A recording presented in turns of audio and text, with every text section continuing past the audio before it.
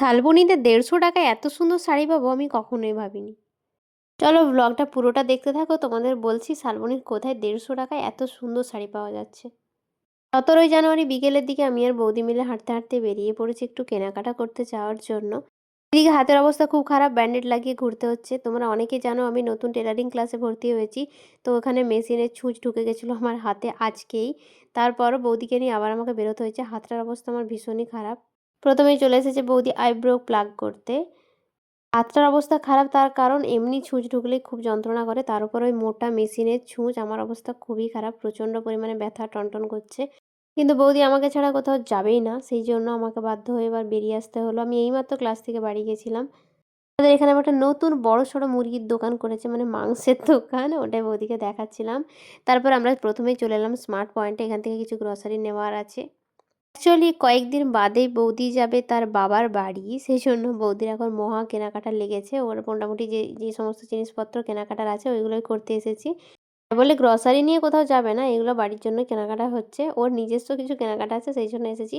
আমি মেনলি এখানে এসেছি কর্নফ্লেক্স নেওয়ার আছে আর কিছু টুকটাক আমার জিনিস নেওয়ার আছে, ওইগুলো আছে কিনা দেখবো।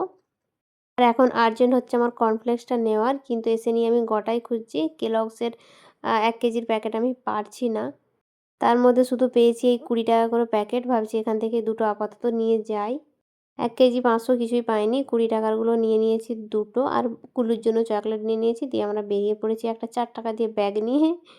তারপর চলে এসেছিলাম লিপস্টিক কিনতে, আরও কিছু কেনাকাটা করতে স্টেশনারি দোকানে। এখান থেকে নিউড কালারের একটা লিপস্টিক নেব, ওটা এখন দেখছিলাম। দেখতে দেখতে আমার এটা পছন্দ হয়েছে, এই যে আমার হাতে যেটা লাগানো আছে এটাই, যেটা বেশি লাগানো আছে ওটা। তো এটাই ফাইনাল করে নিয়েছি। তারপরে বৌদি নিচ্ছে একটা আংটি, এখানে ডিজাইনগুলো বেশ আনকমন দেখলাম আমি। তারপর এটা নিল বৌদি, বৌদির জন্য বেশ আলাদা রকমের একটা ডিজাইন। এরপর যেটা ছাড়া স্টেশনারি দোকান আসারটাই অসম্পূর্ণ, সেটা হচ্ছে নেল পলিশ। এখান থেকে একটা নেল পলিশ নিয়ে নিলাম, কোনো রকমের দরকার ছিল না, তাও একটা ইচ্ছে হলো নিয়ে নিলাম। তারপর চলে এসেছিলাম বৌদির ফোনটা একটু মেকওভার করাতে। একটা গ্লাস লাগালো, একটা জামা কিনলো, মানে ফোনের জামা, এই কাভারগুলো একটা নিল। তারপর এসেছিলাম আমাদের শালবনীর সেই মহান নতুন দোকান। কথা বলতে বলতে আমার ঘুম পেয়ে যাচ্ছে। সেই দোকানটাতে এসেছিলাম, এখান থেকে ব্লাউজগুলো দেখেই আমার ভীষণ পছন্দ হলো। আজকে দোকানটাতে আমি প্রথম এলাম।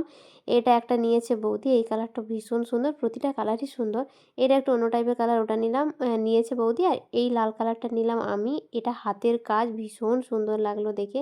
আর এই হচ্ছে সেই ভাইরাল ১৫০ টাকার শাড়ি। ১৫০ না, ওই ১৭০ টাকার শাড়ি, ভীষণই সুন্দর শাড়িগুলো।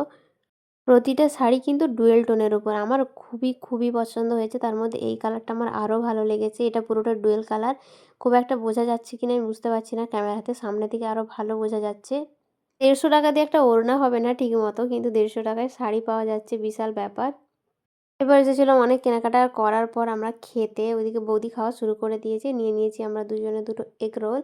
এখান থেকে বেরিয়ে চলে গেছিলাম ফলের দোকানে, এখান থেকে নিতে হবে আমাকে খেজুর। চলো তাহলে খেজুরটা নিয়ে আপাতত বাড়ি যাই, রাত হয়ে গেছে। আজকের ব্লগ এখানেই রাখি, দেখা হচ্ছে পরের ব্লগে।